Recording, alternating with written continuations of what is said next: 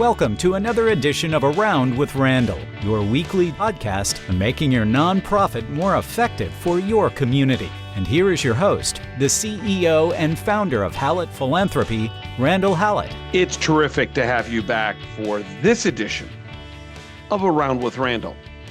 Of course, I'm Randall. Today, we're going to try to tie two things together. And so you may have to stick with me for 60 to 90 seconds. But as I record this, we begin to close in on Valentine's Day in the next few days. And I want to see if we can talk about Valentine's Day and philanthropy. And in particular, as it pertains to what we're dealing with in the world of nonprofit work, the idea and concept of love. And I'm not meaning towards donors. And I'll leave that hanging for just a minute. That's, I think, what they call a tease in the industry. Valentine's Day is an incredibly old holiday, almost as old as what we think of as the beginning of, let's say, the Christian faith. Valentine's initial celebration begins in the 3rd century with Saint Valentine. And Valentine was a person who believed in Christianity at a time in the Roman Empire when Christianity wasn't an accepted option from a religious belief perspective. And he was imprisoned. And there are stories of him falling in love with the jailer's daughter and writing letters. He was one who celebrated and the concept of marriage between two people when in the Christian faith, when that was not very much allowed. He was jailed and eventually killed. Eventually, he became a saint for the miracles that he performed, including causing someone to have sight again. And it was initially a religious holiday, purely religious.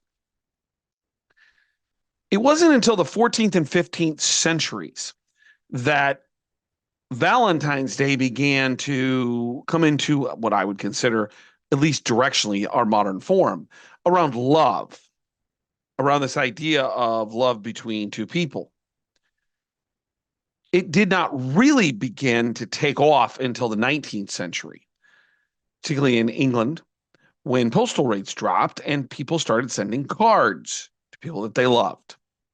That postal rate drop in about 1840 caused a dramatic increase of nearly 400,000 cards being sent. I don't think anybody with any honesty would deny that in America, that Valentine's Day, while not an artificial holiday by any sense because of its historical tradition, has been elevated tremendously, if we want to blame one, by Hallmark. Although I think that's a little unfair. But that the greeting card and many other commercial enterprises began to align with Valentine's Day, candid for business purposes, corporate purposes. You sell stuff.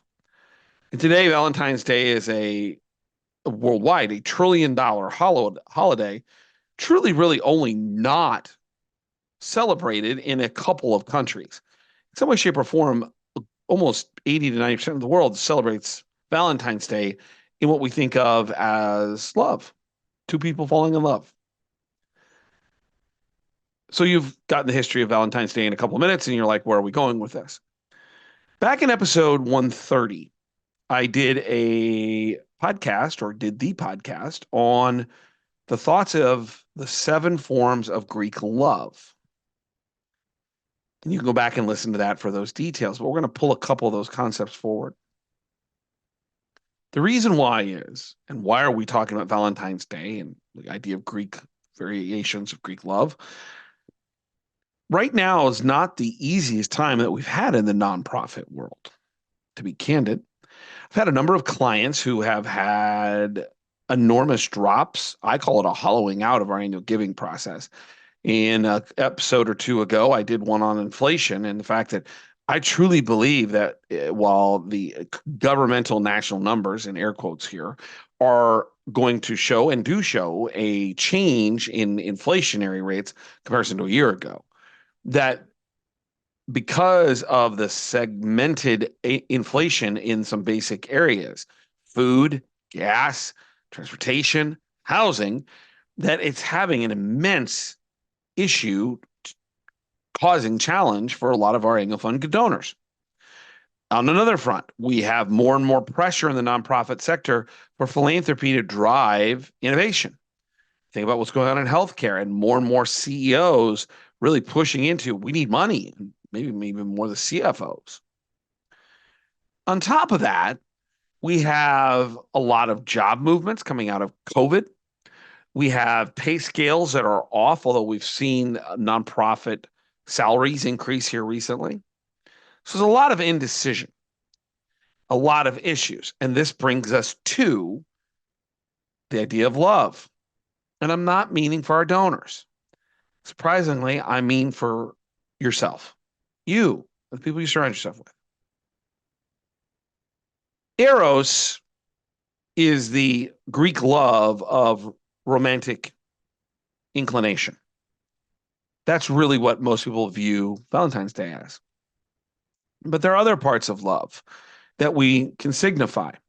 And we start to begin to figure out these as we talk about what things can you love, and thus the reason the podcast today about what you do. So the first thing is love of the profession. And these are going to be what they call phila love, which is philanthropy, love of mankind. It's an affection of a friend or affection towards something, appreciation. Our profession. I'm incredibly fortunate, as I think many people are, to have quote unquote options to what you do in your life. And if you think back early on in your career, sometimes maybe you changed even careers, you changed complete professions. You tend to fall into things. I'm incredibly grateful after 27 years of doing this that I quote unquote fell in to philanthropy. I love the profession. Sometimes I don't love every aspect of it. Sometimes I don't love the problems that come. There's even one or two people I'm like, you aren't my favorite, although I've never run anybody I just totally despise. That what we know is that our profession has immense importance. Philanthropy, nonprofit, charity, however you want to look at it, is a gap filler. Is that some people can take care of themselves, or some organizations or causes can take care of themselves.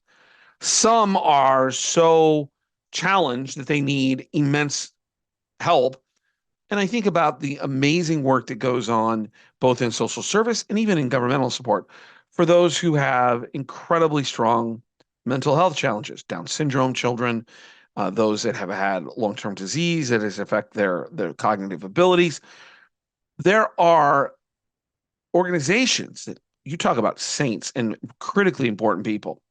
Also, governmental programs that support those that struggle to take care of themselves the most. There's also kind of a different level, but true homelessness.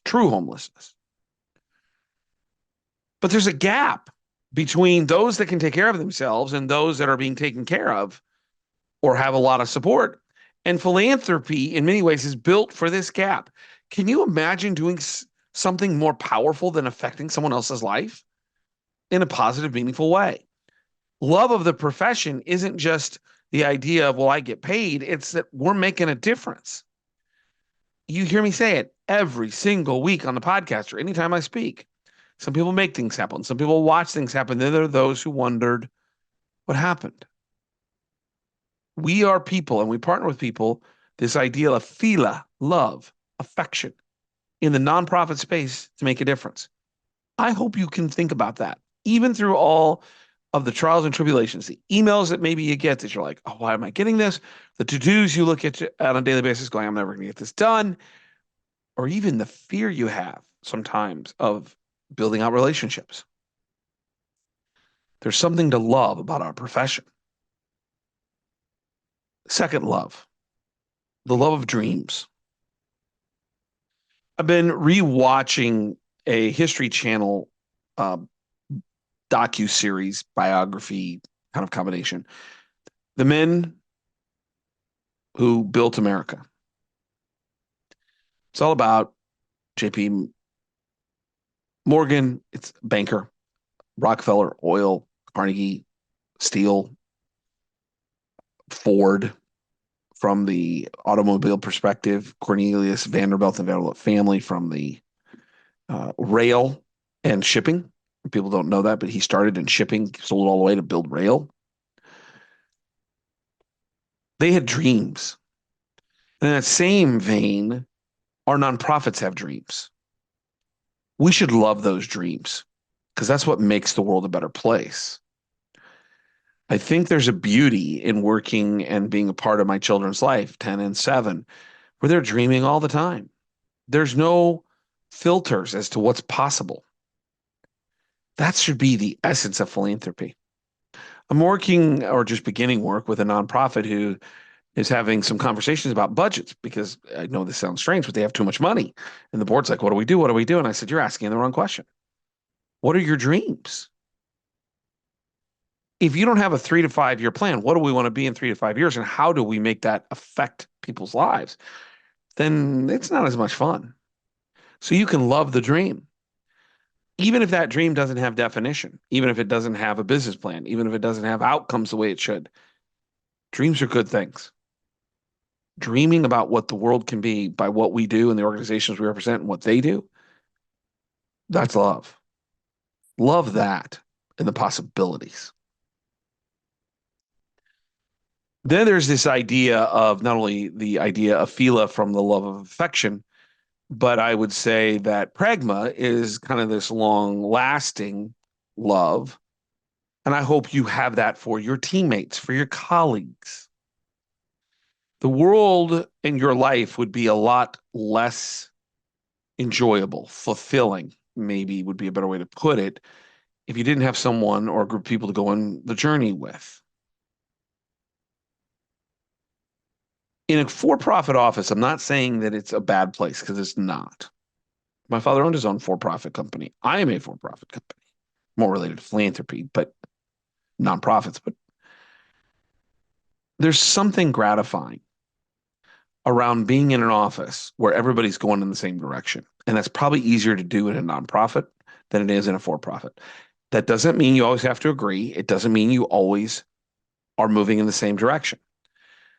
But most of the time, my experience is everybody wants the same outcome. Philanthropy in healthcare. How do we provide better healthcare services for our community?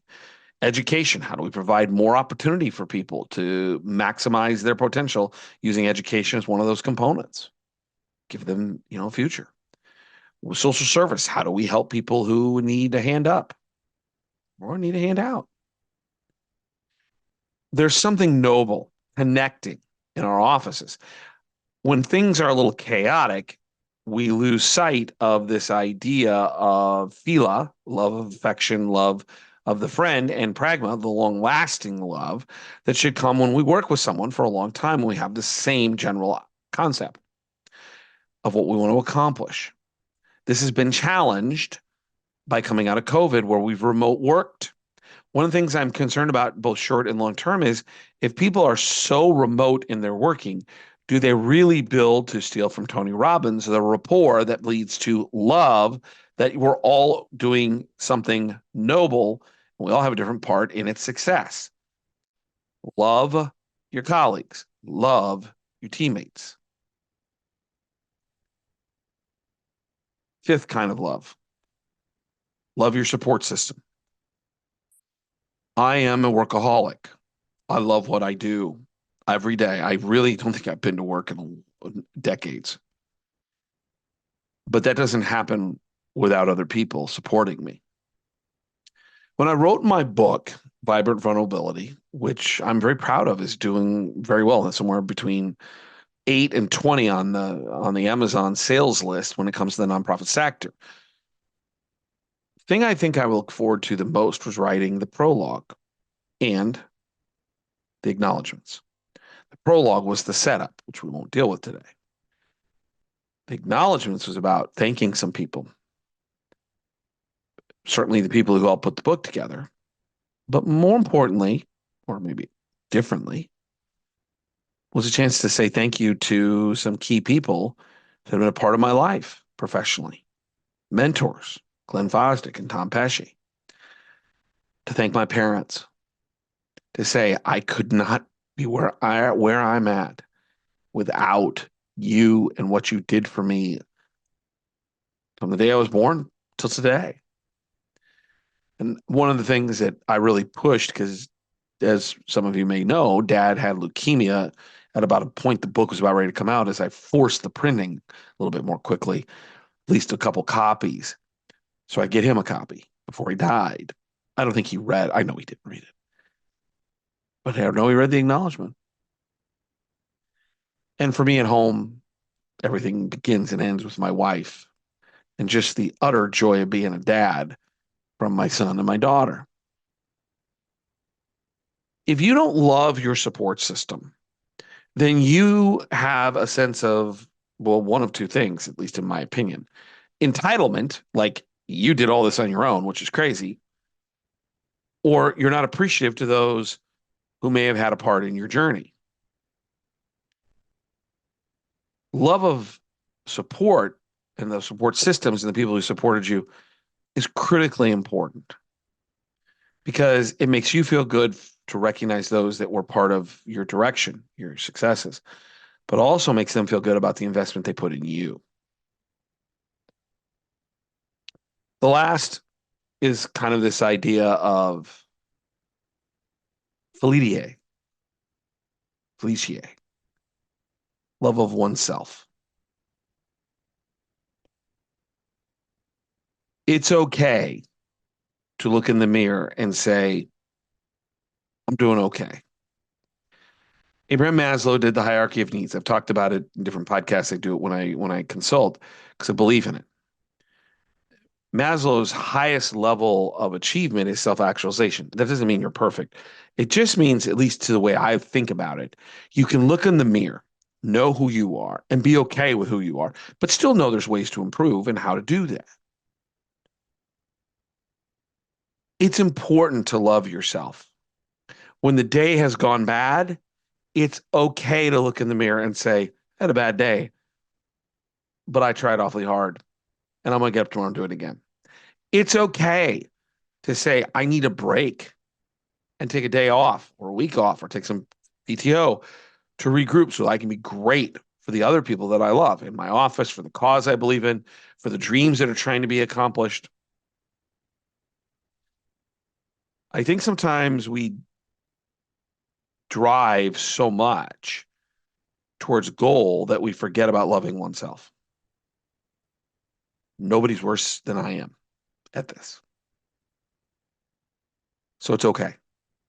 Think about love on Valentine's Day from a professional standpoint, of the profession, of the dreams, of your colleagues and teammates, of your support system to help you get where you are and where they're going to get you where you go, and yourself for what you put in every day. Remember, my favorite kind of love is agape, the Greek love of agape. It means selfless. How do you help others? 1 minute then on the tactical. What can you do to show this kind of love to these places? Number one is you can write a note to someone. One of the things I think that I appreciate the most, which would then tie back into my mother, is not only write a note, but do something for somebody. My 7-year-old daughter is an artist. She gets more joy out of making handmade cards, which I have stacked up at the office because I can't throw them away, for me. There's just a glow in her eyes, a glow in her face and her heart. I love you, Daddy. Most importantly, I reciprocate that because I feel much better when she hands me those cards. My mother feels better when she cooks for people. She takes brownies and cookies and all kinds of stuff and makes stew and says, here, we don't even know what's coming. Thank you. Do something for someone. Just simply say thank you. Pick up the phone, call somebody that meant something to you and say thank you. You don't have to do it on Valentine's Day. Do it around Valentine's Day. Let's make Valentine's Day a time where we can shepherd love to lots of different places and with lots of different people. Send a card. I've told the story. My mom, when I was in college, would send me Hanukkah cards and Yom Kippur, or Rosh Hashanah cards and Arabic holidays. And was raised Presbyterian. The card just simply said, I'm thinking of you and I love you. I remember those things. You would too. All of this is about gratitude, which we talk way too much about. Actually, I take that back. We don't talk enough about gratitude, which has health consequences. Appreciate the people around you. And these are tactical ways. My last piece of advice in 10 seconds, if you're in a wonderful relationship that does deal more in the eros, the romantic love, don't forget that one on Valentine's Day. There'll be a lot less love in your life if you do. Love isn't just about romance. Love is about people. There's lots of different ways to realize that you can love what you do, where you do it, with the people you do it, and what the cause is that you do it with, and the people who got you there. And love yourself a little bit. Don't be so hard on yourself and keep driving, keep working.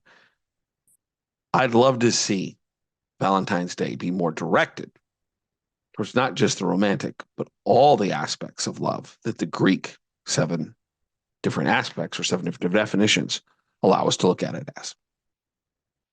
Don't forget, if you want to reach out, it's podcast at hallettphilanthropy.com. And there's blogs 2 a week that are posted, just 90-second reads. Take a look and get an RSS feed right to you. RSS feed right to you. So you can see them on Tuesdays and Thursdays. Love is powerful, powerful medicine for those emotions, for those thoughts, even for those physical ailments that can help, that challenge us. Love can be part of the solution. Find ways to love who you are, what you do, and the people you work with, for the things you believe in. What you'll find is you will have a more meaningful life and a more meaningful professional career. And you will be someone who makes things happen. You will be someone who doesn't watch what happened. And you certainly won't be someone who wonders what happened. And that's a great way to spend both personal and professional time on this earth. We'll look forward to seeing you next time right back here on another edition of Around with Randall. Don't forget, make it a great day.